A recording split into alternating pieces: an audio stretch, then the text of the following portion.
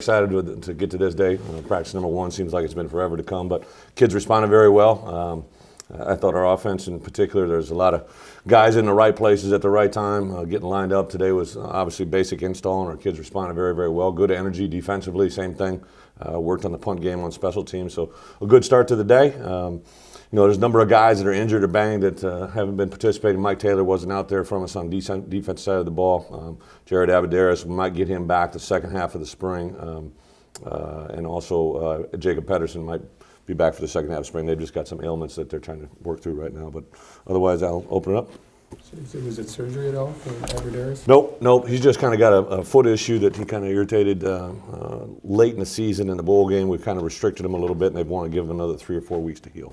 What was Pedersen's specific? Same deal. His is actually groin area, so he could go, but we just thought to give him another 3 weeks of rest would be better off.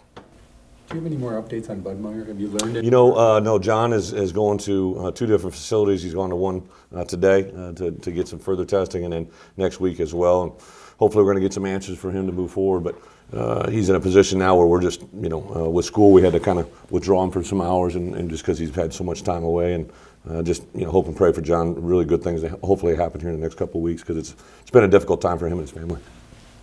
How are the challenges with putting the pieces back together this spring different from last season? Obviously there's been a huge transition with the 6 new coaches, but today I'm very excited. I'm not ready to crown us champions yet, but I really am excited about the way they practiced, the communication, the details of lining up and playing football were really good out there today for a first practice. Just wasn't a lot of mental bust or breaks at any position.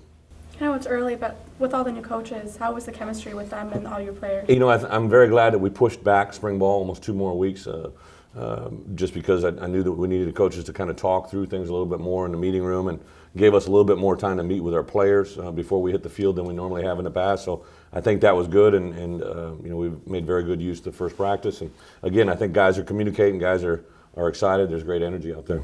Will Devon Smith do anything else? No, Devon won't.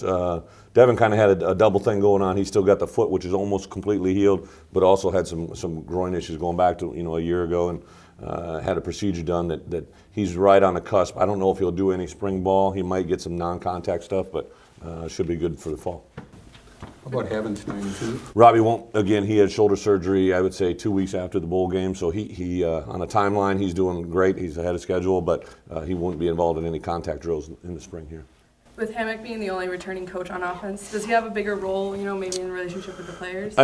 Well, with the players, yeah. I mean, Thomas has got a good voice. I think our players, on both sides of the ball, respect Coach Hammock just because of the way he kind of conducts his business, and obviously he's had success.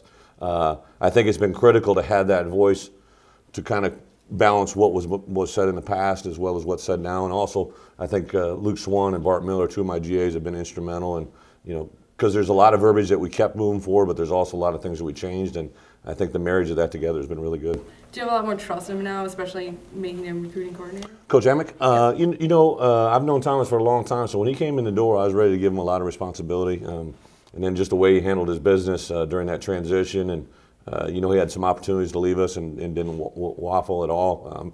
So I think the part that excites me now is he's got a really good group of running backs, but his role has expanded, and as a recruiting coordinator, he's taken that and running with it full go. And we've got a really small class in this upcoming class, but he's really doing a nice job so far. You moved Costigan to the offensive I did. line? We moved offensive line-wise. We moved Costigan and Joe McNamara, and both of those moves I think have been good. From a positional standpoint, we also moved Josh Pepper from safety into linebacker. We dabbled around a little bit of that in the spring. There's some guys that we've talked to, that if things don't go well in these first 2 weeks, we might transition them after the spring break. But as of right now, that's it. Did you just need depth in the offensive line? Well, no, Costi, we originally signed him. Bo was mad because we switched him to defense, but we really needed bodies, we thought, at the defensive line position. And now Costi is in that same age group with Bo Allen and Heem, and I thought he was just getting a little bit buried behind them, and as well as we needed depth on the offensive line. And pound for pound, he's probably our strongest player. So really, we just got him back to the home he thought he was going to start at. You talk about some of the position battles, just some of the guys involved. Start with free safety. Well, the safeties, we got like 5, 6 guys we're trying to really find out. We talked a lot about going left and right, but then we decided to stay with strong and free. And Shelton has got a lot of experience, and Dez has got quite a bit of experience. After those 2 guys, it drops down quite a bit to some guys. Michael Trotter, who we were really high on last spring, but missed the whole season with some hamstring issues. So Michael Caputo's in there. You got also Michael Trotter, as well as we might try Darius Hillary in there a little bit, and just some different guys stepping into that roles. And then also one kid left the team today, Frank Tamaclo, who's a sophomore for us.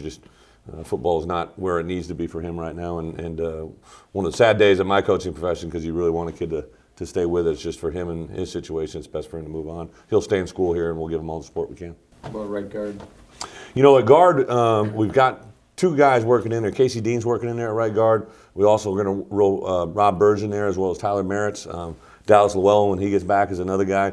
Dan Volz was very impressive today for all three freshmen. Dan Volz, Hugs Etenay, and Vontae Jackson. Vontae's limited because of the ACL, but those freshmen, they didn't look like high school seniors running around out there. They're pretty advanced in their skill set. Did you have Volts at right guard? We had him at center and right guard. We know he's going to play in the interior position, but we want to give him every opportunity to win that spot as well. How about Claxton's linebacker spot?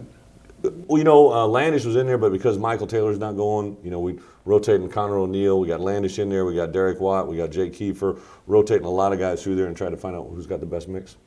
What's the balance maybe between getting things done and kind of shaking rust off and this being the first day? Well, I think, again, the tempo, the way they handled everything out there today was great. One of the things we pride ourselves on is, you know, just being able to line up and execute without beating ourselves. And I thought there was a lot of good examples out there today of that.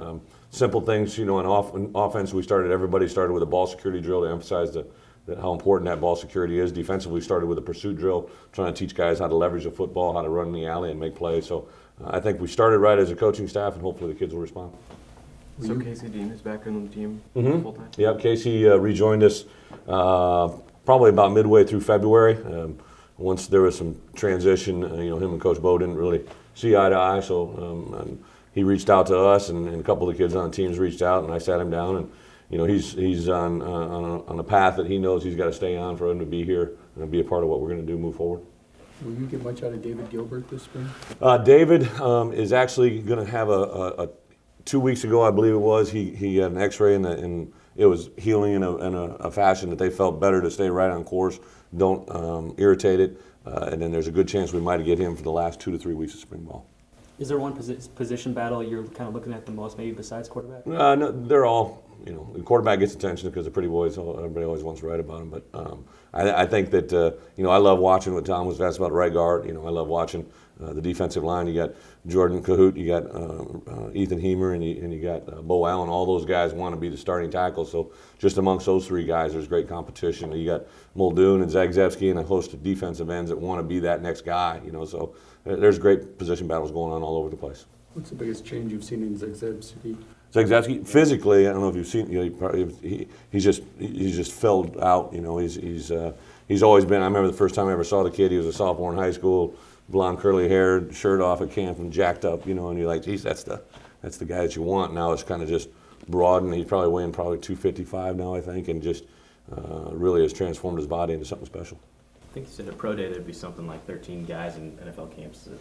And with that, given how many new coaches there are, is this the biggest maybe changeover? You know, the year before we had 14 kids in NFL camp, and I sat there and said to myself, well, there's a lot of good players. But I knew we had a lot coming back. Obviously, won a championship. We lost a lot of really good players. You know, I see, you know, Kevin Zeitler and Josh Oglesby up in my office today, and Pete Cons. I'm like, you know, those are good-looking guys. But you know, we got guys coming in behind them. I think that's the part that has stood out to me is we really do have the ability to kind of just keep replacing guys and moving forward. Brightus is another guy who left? Yeah, Brightus, there is a chance that he might be back with us in the fall on his own, but right now, yeah, he's not with the team, and that could change as far as fall status. Any just first thought on the quarterbacks today? You know, Joey and John Joey and Joel both looked extremely quick in their decision making. They weren't bust in the huddle. They weren't you know, bust on alignments. They were you know, obviously it's the first practice with Coach Canada. I think he really has tried to ease the learning curve of trying to get rid of the football in the throwing game, and I think that's helped them quite a bit. Just talking with Nate Tice, you know, he was kind of amazed Joey got up to the board and was drawing things at a rate that he'd never been able to do before, you know. So I think there's a good jump there. Kurt Phillips threw the ball extremely well. It's just he isn't quite there from a, you know, drop set up, and he can't do the timing of it as quick as he'd want. And I think that's frustrating, but I grabbed him right on welcome field. I was very impressed with what he did. Do you feel like there's more pressure on Monty this year to produce, or do you try to take some of the weight off of him?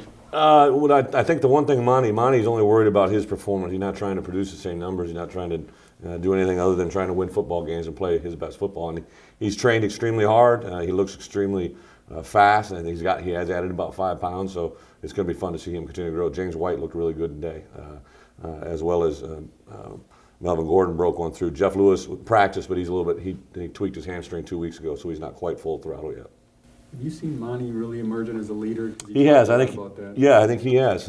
Even today, at the beginning. Of course, today, if you're talking about, shouldn't be talking about energy. I think that's going to come over time. It's going to be that 8th practice after we get back from spring break when guys are starting to drag a little bit, and you're going to need someone to pick up that huddle. And I do see him being able to jump into that role.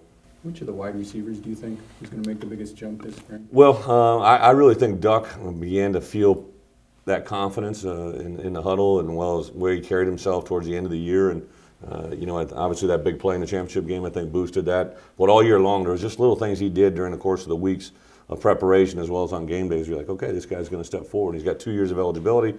I do think that Coach Zani, in the way he coaches, is going to get some big jumps out of guys in a short amount of time. Ken Zeldo has had a really nice offseason. I think he might be a guy that his ceiling can really jump. Marquis Mason made a couple nice, really good grabs today, and he's got talent. He's got to work on the finer details of playing ball, but he's got a lot of talent. Marquis 100%. You know what? He probably isn't. He's probably more like 90. We got to get his mind right to say that he is 100 because physically he should be able to do everything.